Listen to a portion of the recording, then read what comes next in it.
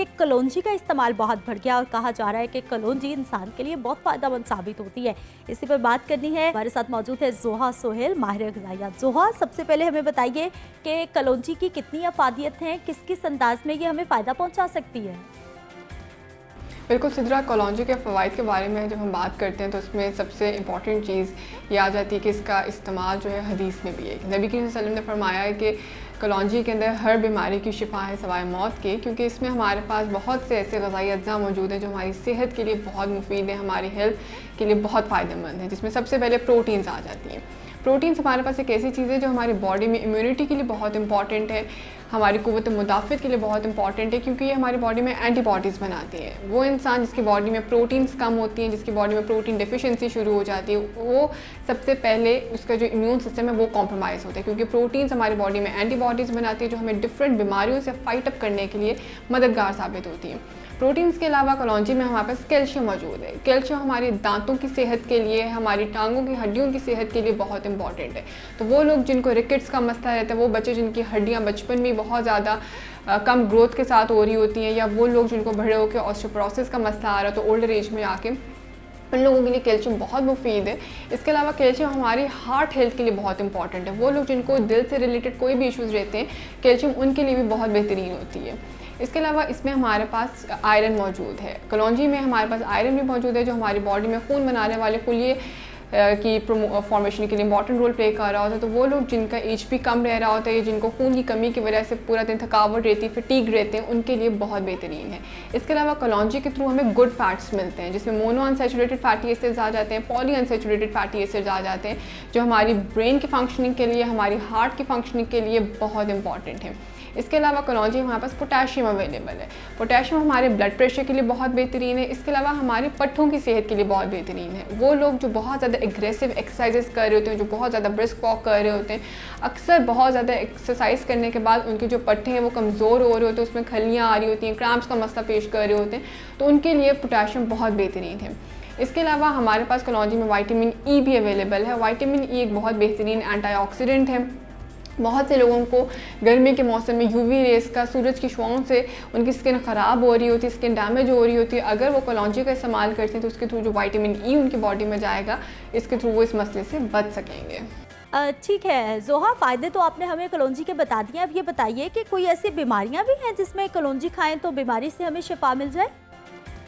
अच्छा सिद्रा, जो हम बात करते हैं कि किन किन बीमारियों में हम कलौंजी का इस्तेमाल कर सकते हैं, तो उसमें सबसे पहले शुगर की बीमारी के अंदर वो लोग जिनके ब्लड शुगर लेवल्स, शुगर का मसला बहुत ज़्यादा बढ़ रहा होता है, अगर वो कलौंजी का इस्तेमाल करते हैं तो उनकी शुगर के जो लेवल्स हैं उनके अंदर स्पाइक में आने से वो रोकेगा। एकदम से जो शुगर बढ़ जाती है, कॉन्स्टेंटली जो शुगर के लेवल्स बढ़ रहे होते हैं, वो इस मसले से उनको बचा के रखती हैं। इसके अलावा शुगर के पेशेंट्स में बहुत ज़्यादा कुछ सिम्टम्स नज़र आ रहे होते हैं जिसमें उनको बहुत ज़्यादा प्यास महसूस हो रही है, वो पूरा दिन थकावट में आ रहे होते हैं।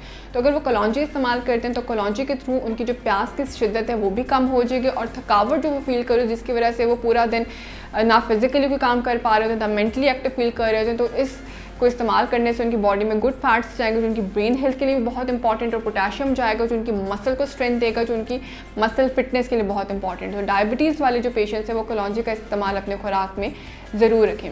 इसके अलावा वो लोग जिनको कोई भी बैक्टीरियल इन्फेक्शन हो रही होती है, वो लोग जिनकी स्किन के ऊपर कोई बैक्टीरियल इन्फेक्शन हो रही है, उनकी बॉडी में कोई बैक्टीरियल इन्फेक्शन हो रही है, अगर वो कलौंजी का इस्तेमाल करते हैं तो कलौंजी के अंदर ऐसी प्रॉपर्टीज़ हैं जो बैक्टीरिया से फाइट अप करती हैं और इसको हमारी बॉडी में से ख़त्म करने में इंपॉर्टेंट रोल प्ले कर रही होती हैं। इसके अलावा वो पेशेंट्स जिनको अर्थराइटिस का मसला रहता है, जिनकी जोड़ों में बहुत ज़्यादा इन्फ्लेमेशन हो रही होती है, सोजन हो रही होती है, अगर वो इस टाइम पे कलौंजी का इस्तेमाल करते हैं तो कलौंजी के इस्तेमाल से उनकी जो सोजन का मसला है, जिनकी इन्फ्लेमेशन का मसला है, वो कम हो जाएगा, क्योंकि कलौंजी में हमारी एक प्रॉपर्टी आती है एंटी इन्फ्लेमेटरी प्रॉपर्टी, और कलौंजी इस प्रॉपर्टी के तहत बॉडी में से इन्फ्लेमेशन को दूर करती है, क्योंकि अर्थराइटिस के पेशेंट्स में बहुत ज़्यादा इन्फ्लेमेशन की शिकायत नज़र आ रही होती है।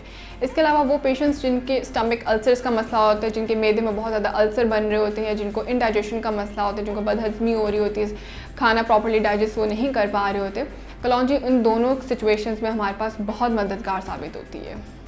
ज़ोहा, हमें ये बताइए कि कलौंजी को अपनी खुराक में किस तरह से शामिल किया जा सकता है? उसे ऐसे ही हमने खाना है या फिर किसी खाने में बना के भी खाया जा सकता है? अच्छा सिद्रा, कलौंजी एक ऐसी चीज़ है जिसको हम अपनी डाइट में डिफरेंट वैरायटी में डिफरेंट वेरिएशंस में ऐड ऑन कर सकते हैं।